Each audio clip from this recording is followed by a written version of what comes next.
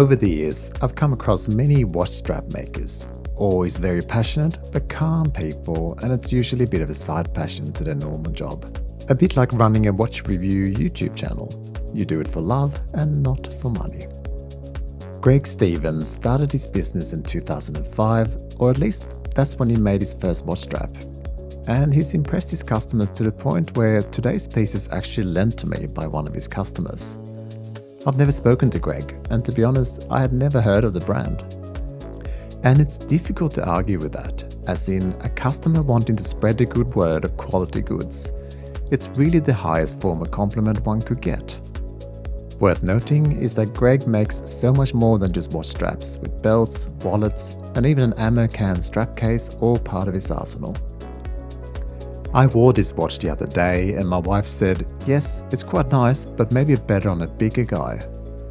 Now, I'm 6'2" or 188 centimeters, and I've gone to the gym twice weekly for most of my life. I am not a slightly built man. But this gives you some idea of what impression this almost brutalist strap gives your surroundings. The watch in this case, the bronze GSD5B, is not that large at all, but the straps sure are. I'm of course always keen to test different straps in my reviews, but today I won't, since the straps applied are such intricate parts to the overall offer here, and this is probably why you'd be considering GSD in the first place. I will of course check out the watch in detail, but today the straps will feature just as heavily. Before we get stuck in, if you're new here, I always film my watches out in nature, and it's catching on. I see more and more reviews that take watches out amongst the trees, and that's good for theirs and our mental health, so the more the better. But there are some watches that look better than others out there, and this bronze watch, with high quality leather, looks like it's lived its entire life on a log somewhere. The warm colors and this lovely patina bronze case is just gorgeous amongst the greys, greens and browns. So that's a cue to what clothing you'd combine this watch with. But enough previewing, let's get stuck in.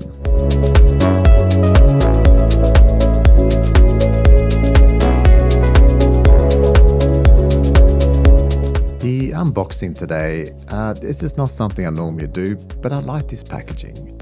It's unassuming, nature-friendly and attractive.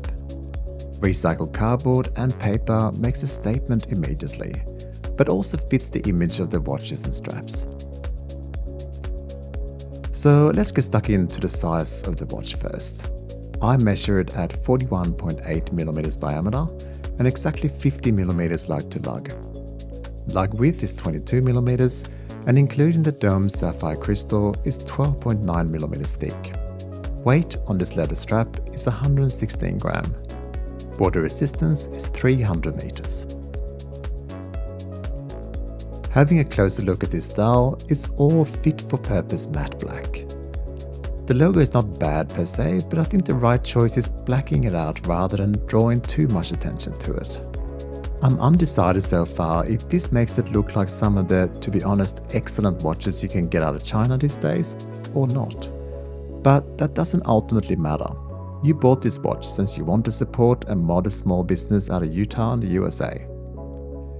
Anyway, the model name gets the same treatment, and all would be good at this point if it wasn't for my arch enemy, the slotted in 4 o'clock date. That said, it's probably my friend Chris I should have a go at, since you can order this watch without a date too. So if you're like me and hate how this breaks up such a nice blacked out dial, we're all good here. The indices are all printed and loomed with Arabics at 12, 3, 6 and 9 and bars everywhere else. The lume is decent all around, and the hands that have the same color as bronze offer up great legibility. This is a diver after all, and you'd have no problem seeing these hands underwater. Speaking of, the Bezel lume pip is also good, built into a red triangle, which is the only bit of contrasting color we get here, and it looks great against the black and brown shades. The feel of this bezel is pretty rough, but it does the job at 120 clicks, but it's not one I spend too much time playing with myself, that's for sure. There is no sign crown here. It screws in on a fairly basic looking case all around. Attractive, but basic. What is not basic is the black and bronze effect that you can request from Greg and that has been applied here. My friend Chris asked for this and I can see why. It's a really awesome look with absolutely stunning applied patina all around. If you order one, ask Greg about this, since it's just as beautiful in person as it is on the video here.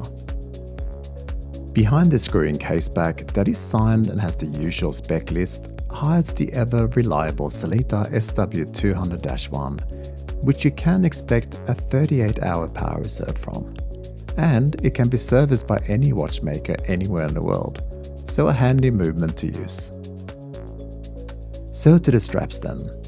Firstly, if you run out of rope to tow your trucks out of a bog, then these straps will suffice. They must be made of extra premium mutant cows since they are scarily solid. This leather strap is 4mm thick with sealed edges and the keepers are about 27mm wide. The buckle is strong too, but not as over the top as everything else. This is a strap that needs breaking in, as in break it in using a sledgehammer and an anvil. Okay, not quite, but you get the drift. It doesn't taper at all, which I think is a pity since it would make it a bit more wearable in my opinion. But guess what? Greg will likely do whatever you ask, so that's not really an issue. Checking out the leather and canvas strap combination, my mate Chris is ex-military and he asked for this old combat green, reminiscent of old canvas packs and pouches, and this is what he's worn it on consistently by the looks of it.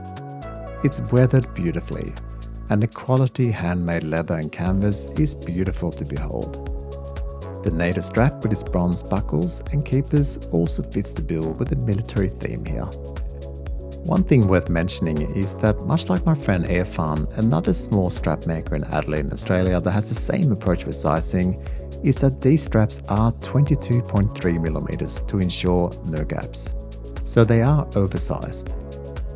That means that changing straps equals brute force with a quality Bezel tool.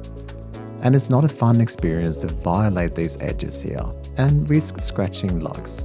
Personally, I'd like a better option here, such as solid quick release pins perhaps.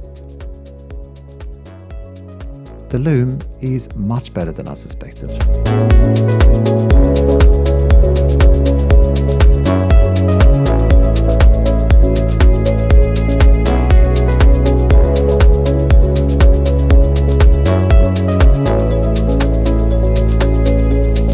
In conclusion, some watches are more about the overall package than the individual elements.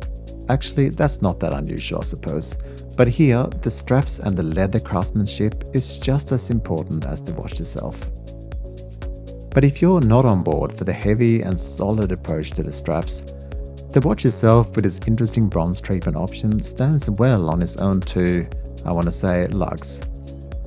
You could buy this, slap it on an Erica strap or something, and still have a very nice looking watch that still supports a small business that will no doubt be grateful for your purchase.